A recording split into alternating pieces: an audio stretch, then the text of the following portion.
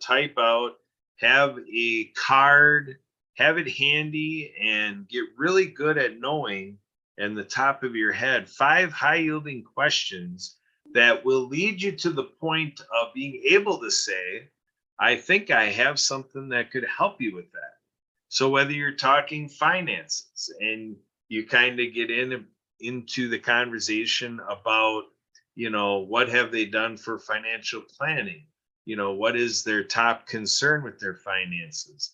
Things like that. You can really think about questions that in all of the time that you have done what you do and your colleagues and people in the industry, you could come up with 5 high yielding questions that can help you have highly effective conversations that we would call an interrogative. It would be a curiosity dialogue. It is something where it puts you in the position of being interested as compared to being interested. In sales camps, they talk about you have to lower the sales resistance before you try to raise the sales acceptance. Or here at H&P, we talk about making sure they know you, they like you, and they trust you. And if you don't have the trust of somebody wanting to answer your questions, it is not time to worry about the features and the benefits of your product or service.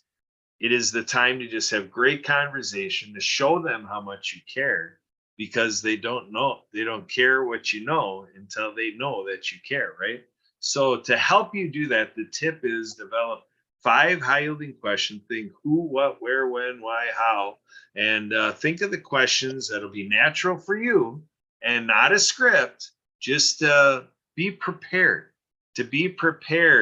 to have an effective conversation that when somebody is sharing with you, you maybe do your little bit of an intro in terms of who you are or whatever, or you're visiting with a friend and so forth.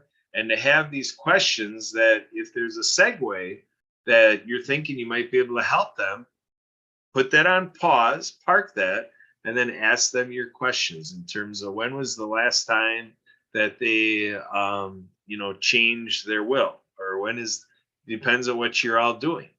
So think of those questions in terms of what are the key points that when you got introduced to doing what you do, you probably went through and you answered some things for yourself and the people you're involved with, and map that out. What is the process to go from, nothing established for why they'd want to use or benefit from what you do, to after 5 questions, again, you should be able to say, I think I have something that could help you with that.